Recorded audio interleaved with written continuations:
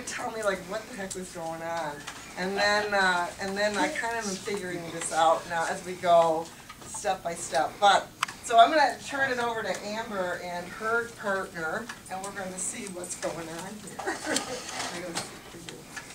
This is Mrs. Palmer, who is Dr. Guinary. He does an act every last Saturday month at Exarban Cinema. He acts? Oh yeah, He does that? I've heard of that. Oh, I've heard, yeah. Exarban Cinema. Yeah, it's so. Is that the new? Yeah, it's new. Yes. It's so Yep, nice. Yep. Oh. I've seen that before. Cool. It's so cool. He does a lot of fundraising. I know him from Creature.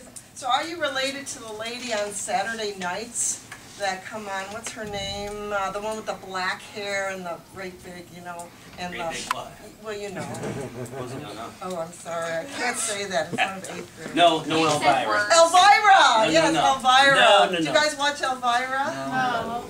Good. Good. Why, is she hot? Okay. Bryce, you would have said. Is she hot? No, this is She's from old. she's from my age. She's my age. But you said she 800 had big years old. So I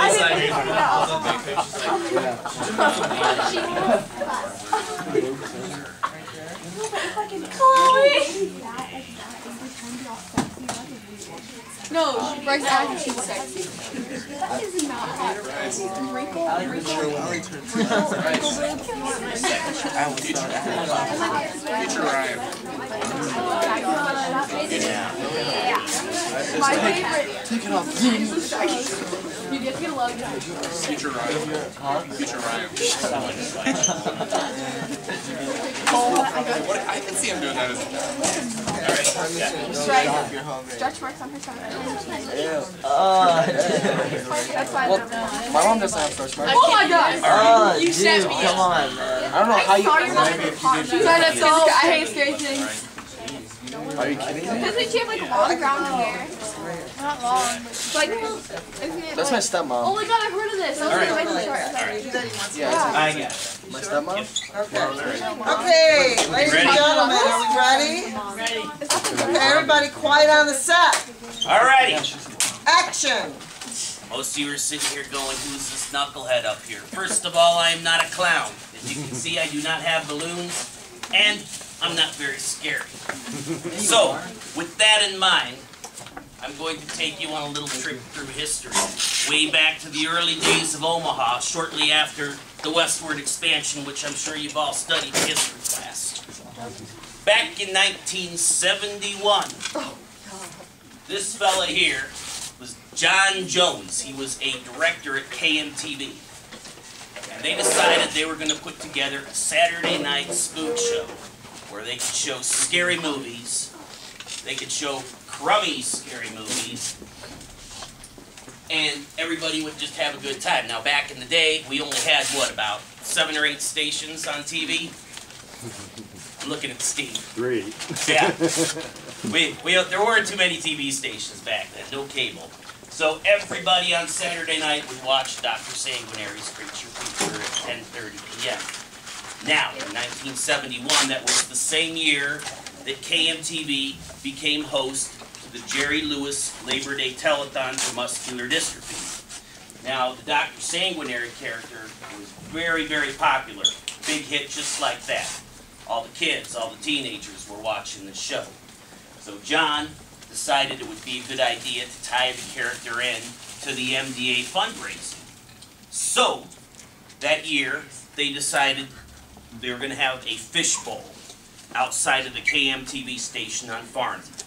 So during the telethon, you could go to the KMTV station and you could put your donations in a great big glass fishbowl, meet Dr. Sanguinary, and probably get on TV too, which was pretty cool. Now, like I said, the character was very popular, so John was busy doing a lot of personal appearances. Here he's visiting a kid in the hospital.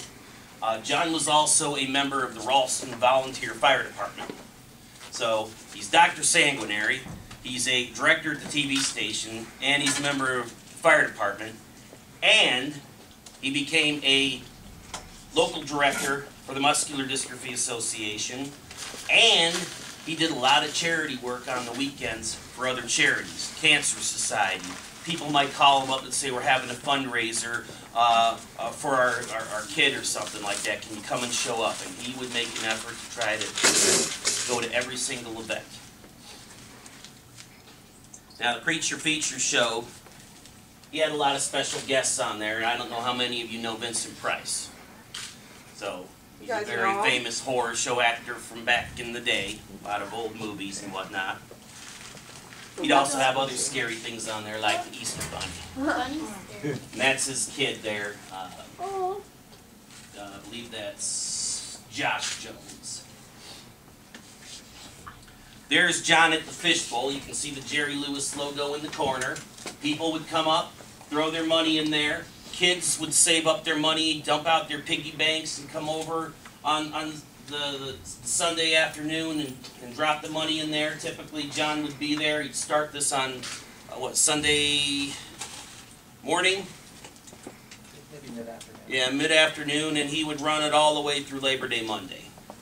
So he had a lot of people, big lines of traffic come out there. Everybody wanted to see Dr. Sanguinary and hopefully get on TV, which was a lot of fun. There he is with Jerry Lewis. He's got in his hands a muscular dystrophy kit. Now back in the day, there weren't any video games. We didn't have 300 channels, so the kids sat around doing nothing all day. So John came up with an idea. Kids could raise money for the Muscular Dystrophy Association by having a haunted house in their garage. I did that. Ah! Oh my, I can't believe It was called the Spookorama Kit. Yes. So every summer there was, you could write to the station and you would get this folder that he's holding, and it would have all the information in there on how you could have a haunted house in your garage, little carnival games. You could go to your neighbors and say, do you have any old comic books or junk that we could, use for prizes at this event? And then you would go around the neighborhood and put little cards in everybody's mailbox and tell all your friends, I'm having a Spookorama on Saturday night. And it's 10 cents or 25 cents to come in and walk through my garage, and Dad would be dressed up like a werewolf maybe, and there'd be some stupid games like, put your hand in the box and it would say brains, and you'd feel it and you're like, that's cold spaghetti. That's not brains. But the point was, the kids could have this little carnival and raise some money for muscular dystrophy. Most of these kids, they'd make anywhere from $10 to maybe $30. But you'd have your little Spookorama, you'd take the money, and then you'd go to the fishbowl. And you'd say, hey Doc, here's my money for my Spookorama, and he'd slap you on the back and say, great job, and hopefully you got on TV. And in most cases, if you told him you were having one of these events, he'd come to your house and check it out, which was pretty cool. Now, this Spookorama kit, John and the folks at the station designed it, and they used it in a number of other cities for their horror show hosts. So it was a pretty widely used thing. Now, when cable TV came around in the 80s, all of a sudden, Omaha goes from having 3 network stations, a couple of UHF stations, a public TV station, to having hundreds of stations. That is what killed the local TV show kids hosts. Your late night spook show guys got the axe, because all of a sudden you can see stuff from all over the place. There used to be cartoon show hosts, like at about 3 o'clock, Susie's Treehouse or something, and they'd usually have a little peanut gallery with kids in there, and they do games. Nope, no more. Cable killed all that. So, when that came around, pretty much the Spookorama kit bit the dust. Now, here's some pictures. Here we've got the fishbowl set up there. You can kind of see Doc back there. This was a notorious biker gang in Omaha back in the 70s. And they would come every year and put money in the fishbowl. Everybody knew who Doc was. Everybody. And didn't matter who you were, good or bad, people came and they put money in there. They felt a sense of civic duty to help raise money for the MDA. Here we've got all these kids lined up, and obviously John is probably on TV because he's got the microphone and he's doing some announcements. So all these kids came up and they've got their little, looks like she's got some bills in her hand. They're all there to make their donations. Now, John died in 1988 of cancer. Snuck up on him like that. He continued to do the Guinary Career from 71 all the way through 88. He used to have the fishbowl events all over Omaha. But when he passed away, a little slice of Omaha history kind of went with them. Because there wasn't a TV personality like Dr. Sanguinary to motivate people to come to these events. So it kind of went off to the wayside quite a bit. 2 years ago, my alter ego, Chris Palmer, started working on a biography of John Jones. And I started collecting all the old original creature feature footage. My goal for this is to put together a biography and 1 or 2 DVDs that will be a fundraiser at the MDA Fishbowls. While I was working on this project, I would interview John's firefighter friends. I would interview his TV station pals and his family members. And I'd walk in the door with my big old computer bag here, you know, and my tape recorder and all my notes, and I'd walk in and I wouldn't get in the door and they're like, "Holy cow, you look like John." And this is, of course, without the makeup. He was a handsome man, of course, so I could not deny that. They said, "You look like John, and you know, maybe you should think about putting on the makeup and bringing the character back." And I sat there and I thought about it, and I'm like, well, it's been 25 years since Dr. Sanguinary has haunted Omaha. Pretty much anybody over 35, most of your parents, if they were born and raised here, they know who Dr. Sanguinary is. But there's a whole new generation here of people that don't know who he is or what he does. So if I took this responsibility, I've got my work cut out for me because I've got a lot of education to do. So I discussed it with the family, and on my journeys with the biography, I met a lot of people. In particular, one of the folks I interviewed was this gentleman over here, Rich Manley. And Doc, well, I'll let you tell the story. Doc did a benefit for my son, weekend thing, and that was about 33 years ago. And that's how I met John. And been a fan ever since. I was a fan before. So I interviewed him for the book, and he had photos and stuff of the event. And as I started getting into this, I'm like, I'm going to need a lot of help. I can't do this on my own. It's easy to put on the makeup, folks, but getting the word out and spreading the love takes a lot of work. So during my journeys, I also met Amanda Shannon here. And Amanda Shannon is just probably what, the number 2, number 3 fan, Dr. Sanguinary fan in Omaha? Number 2? Okay. We'll let Fred be number 1. There's a gentleman named Fred Gorham who set up a Dr. Sanguinary website 10 years ago. Very popular with anybody over 35. And we'll call him fan number 1. But I enlisted, Fred's busy with a lot of things, so I enlisted fan number 2 here to help me run a .org. We decided we would pool our resources, our talents together and form drsanguinary.org. With the purpose being, we are going to start doing charity events in Omaha, old school, the way they should be done. We have done food drives. We just did a Dr. Sanguinary blood drive. We've got a big MDA event coming up where I'm bringing in some movie stars and stuff to hang out with us. What else are we doing here? Pardon me? Yeah, bands and whatnot. The point is that it's great to have a charity event, but if it's boring, nobody's going to show up. So I want to have events that are fun and interesting and exciting to draw everybody in.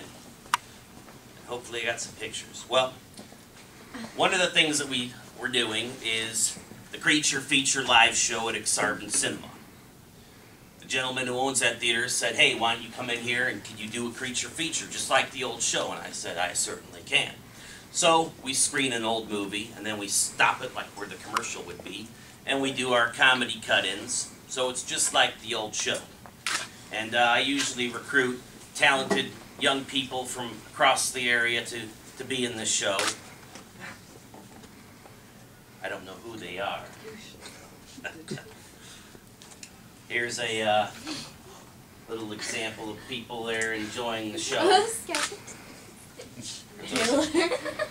We attract a wide variety of patrons there, as you can see. The comedy skits are there, just silly stuff. We have all sorts of people in there doing crazy things, so we have a lot of fun. Here's me with an obsessive fan and wanted me to sign his Creature Feature cereal box. I do a lot of promos for the show and as well as charity work. So KMTV, I'm usually on their morning show on Fridays before I have a big event, and I usually go in there and destroy their studio. They don't like me that much. I usually get fake blood all over the place, or I drop things and make a mess, so I'm just waiting to like destroy something here. So Yes. now, I put this photo here because everything that I do, like I said, I can't do it alone. Here are some gentlemen working on the sets that we use at the show. And of course we've got Rich over there, and then we've got Mark who's back here. And they put everything together and made it all look nice. So it is a group effort. There was Amanda and I at one of the fishbowl events doing an interview for the TV station. Here I am at the blood drive. Now, blood drives scare a lot of people. They're like, I don't want to give blood. It's usually those big biker guys with a lot of tattoos and piercings. They're like, oh, I don't want to give blood. That's going to hurt. They got tattoos all over themselves. So we had a blood drive where you could come and donate blood, or you could just throw a couple bucks in the fishbowl.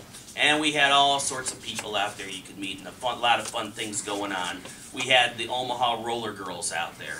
They were all over the place, in and out of the mall, everywhere.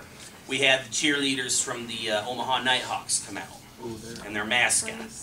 We had a gentleman named Wayne Seeley. He's the guy that owns Mystery Manor, which I'm sure most of you know. He's an illustrator. So he came out and he was doing caricatures of everybody. We had a couple of our people doing zombie makeup for everybody. So, here's some of the makeup guys. So cool. These are the guys that primarily work at the Zombie Walk every year over in Benson. So, Where do you get that shirt? needless to say, we had a zombie walk in the mall. That is so cool. And they went into all the stores. This is over at Crossroads, so they went into Target, and they went into all the other stores, and the roller girls are rolling everywhere. But the thing is, they drew a lot of attention to the event, and we had a lot of people from some of the stores come in and donate blood.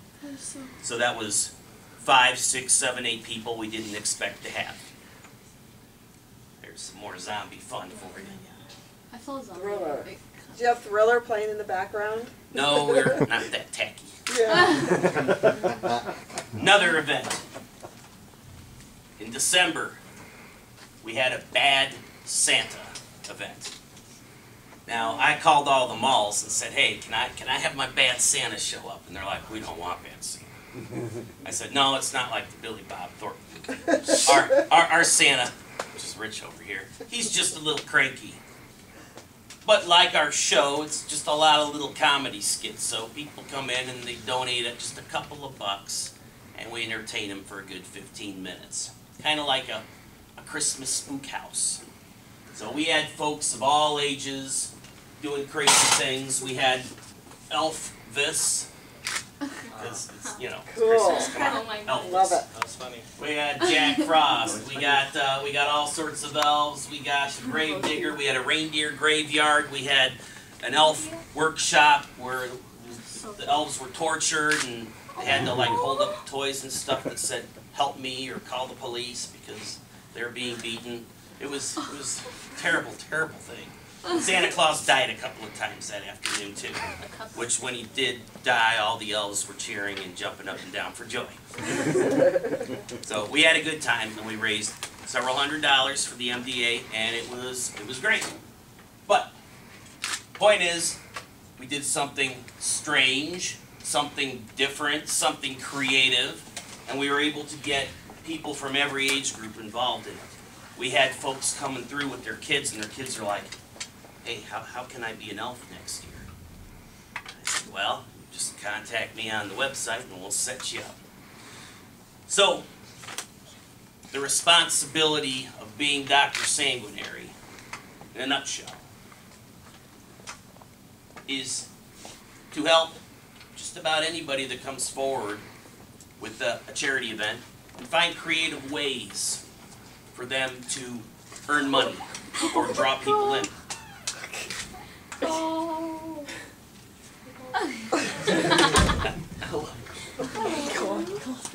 Now, is it all fun and games? No. It's a ton of work. The Bad Santa event. This was the one that I pulled off the quickest. I think we did it took us about what?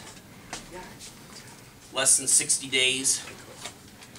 You have to set up a venue to hold the event in. Sometimes you have to deal with insurance. You have to get all the actors together. You have to get costumes. You have to get props. You have to figure out a way to advertise it. Like these cards here. We had to, we print up special cards for all our events. We have to utilize everybody's talents. Now, for a living, my 9-to-5 job is I'm a graphic designer. So, of course, handling things like posters and postcards and websites and stuff, that's a natural for me. And it works out very well for what we do. But I need people with other organizational skills. Like, I'm an artist, so I'm terrible at math. Amanda's better at math than I am. So, she can do all the math. I also happen to live in Chicago.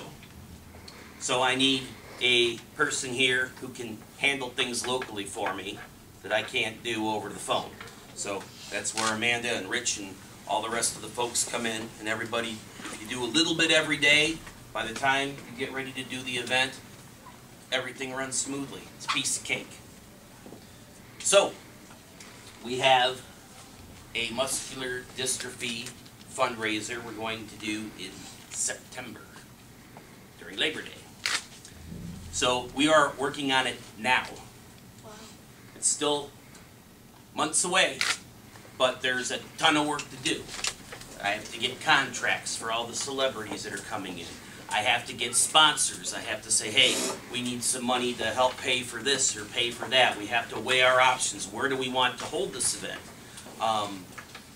Is it better for us to do it, out here, or should we do it in central Omaha? Where is the most convenient location for us to do this? So it takes a little brains to work on this. And it also takes a lot of people who are dedicated and have the ability and the skills and the maturity and so forth to be able to donate their time and their efforts to do these events. So, that's being a horror show host / charity ghoul guy in a nutshell for you. Is it fun? You betcha it is. It's a blast. But, it's not for everybody. Because, now, Omaha hasn't had a horror show host, I think, in maybe about 20 years. After Dr. Sanguinary died, there was a gal on TV for about a year. She didn't do any charity work. She was just on TV. And after she left, there was nothing. Now, the whole horror show host genre is coming back. So you got Elvira on some of the stations, Saturday but in night. your bigger cities, you've got other horror shows. Like I'm in Chicago, we've got Svengoolie. Or if you're from Detroit, they got Wolfman Mac. Or if you're from the East Coast, you've got the Ghoul. So a lot of the larger cities, they all have horror show hosts on Saturday night, and they all show the same crummy movies. None of them do any charity work. That's the catch. Back in the day, they did, because John was involved with that carnival kid, and he contacted the Vegas Vampire, and he went to conventions. Trying to think of the name of the guy out of Tucson. The name escapes me, but he was another famous West Coast horror show host. They all took part in that carnival kid program, and right now you've got not only horror show hosts on TV, but online. So there's a lot of horror show hosts on the internet. And you can go onto their websites and watch them do their silly stuff and watch the movie there too. But are they doing charity work? Are they getting involved in the community? Are they using the character that they have to, you know, make life better or easier or safer for anybody? You know, when you have a character, you got to think about it. You know, what can you do with this? John knew back in the day. This character is really popular with kids and teenagers. So if I get involved with the charity work and help set things up for the kids to do little things, we'll all have fun together. And it's not an ego thing, trust me.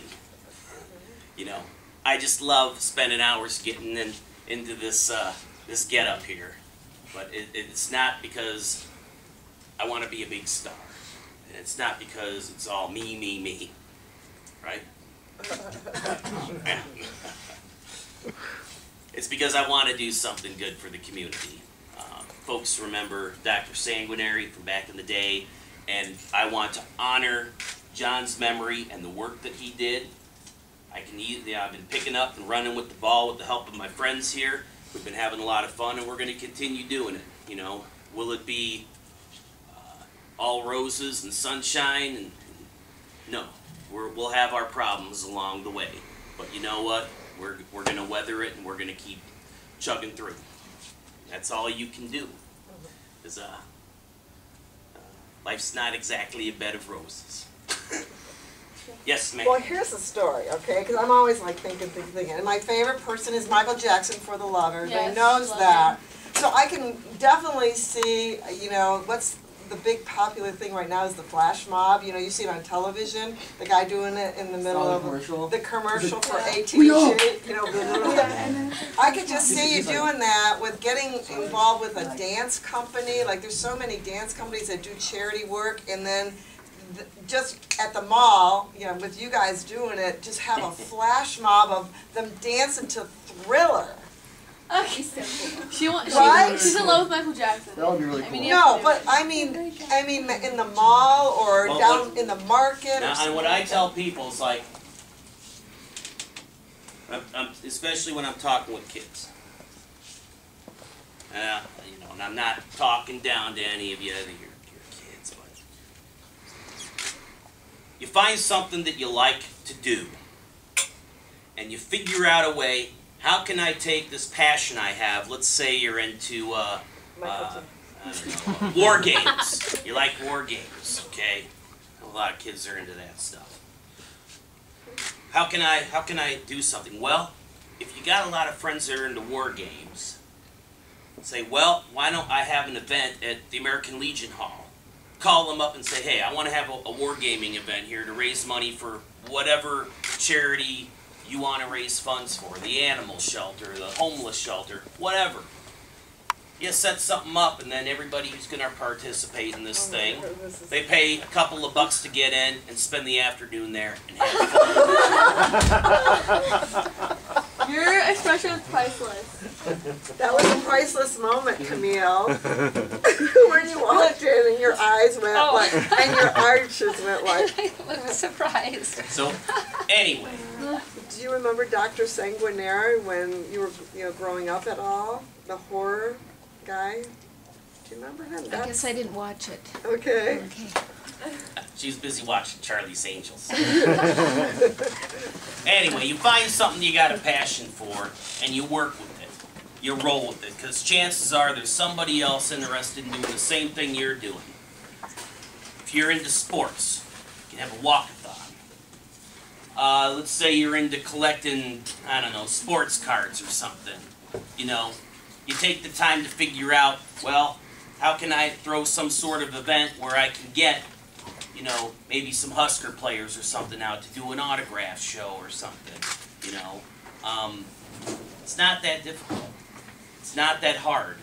And I think we're in a day and age where everything moves so fast and we're all gummed up with our little phones and our computers and stuff, and you don't think about taking the time to, like, well, instead of messing around on the computer or whatever, I could actually be maybe doing something constructive with my life, but you know, it's entirely up to you. Back in the day with the MDA, kids used to go, and this was with other charities too, they used to go door to door with little cans. And I remember, like, during Halloween, UNICEF would ask you to go and take these cans and go door to door and try to get a dime out of people, or a quarter or something.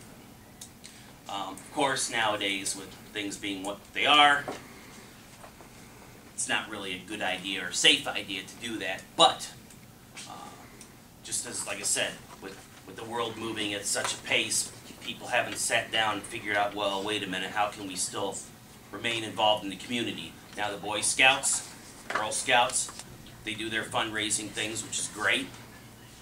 But you know, I'd like to hopefully see Omaha get back into the swing of things where a lot of people in the community are involved with doing things. And I'd like to see the schools get involved with some sort of big event, charity fundraiser, because you got a lot of man and girl power here. Utilize.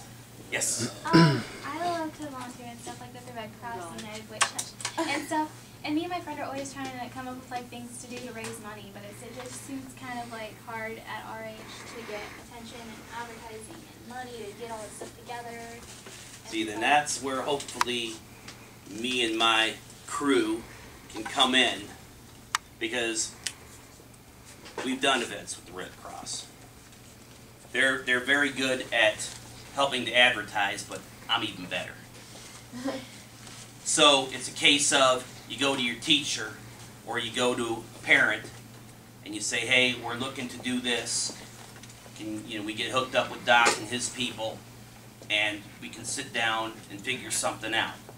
Because I'm all about trying to help people out, do these events and pull them off and be successful with them. Because you can utilize the press here. TV stations, boy, they love this stuff. They love it. There's a girl in Gretna. She's 16. She's got muscular dystrophy. She's wheelchair bound. She can't walk. Every year, she throws a big muscular dystrophy event up there. And she gets her entire high school involved with this. They all come out and they all have their friends come out, and her mom drives her around in the van and she gets up and down on that lift and she hangs posters. And she gets on the phone and she gets on the computer and emails everybody. So, you know, it can be done. Yes? How long does it take you to get your makeup on and off? Let's see, today I got it on 45 minutes. And it'll take about 15 minutes to stripe it. So, and this is grease paint, so I can sweat through it. I can go outside all day and be fine in it, and the rest is an acrylic latex, so it doesn't rub off until I hit it with hot water in the shower or something. So, I'm right up there with Ronald McDonald, I think. So they don't smell like hamburgers. So that's about all I got to say today about my exciting career. Yes? Do you, like, How much, if you wanted to be this for like salary wise, like if you do you really get paid for this job? There are careers in charity work. An example, let's say you want to work, I don't know, for, let me pull something out, the United Way. Most charities, they all have an office. They have an office manager, they have a couple employees, and they are paid. You go to college, you get a degree in, you know, whatever you need to get a degree in. Pay's not the best, but it's your passion for doing it. You know, that's the most important thing. Now, you know, me, I make tons of money as a graphic designer. Not. But everything I do with this character and my events, most of the money, you know, if it's got to come out of my pocket, it comes out of my pocket. I can reimburse myself back from proceeds that we bring in. And that's the way most people will work things. There are people who form their own charities, you know, these 501c or whatever. They get all technical with it and stuff. And there's some people that make a living doing that. Me, I'm keeping it old school. Back in the day, when John was working for the MDA, and he was the regional guy, he wasn't getting paid. There was no money in it. You did it because a sense of community, public service. That's pretty much what I'm doing. The blood drive, great success. We were over the quota. And when all was said and done, personally I was out $100 because I had rented some black drapes and stuff. Now, could I have paid myself back from the money that was donated in the fishbowl? Yeah, but you know what? In the big realm of things, not that important. Because I'm just loaded with money, so $100 is nothing. Do you think you'll move back here to Omaha? I've been trying.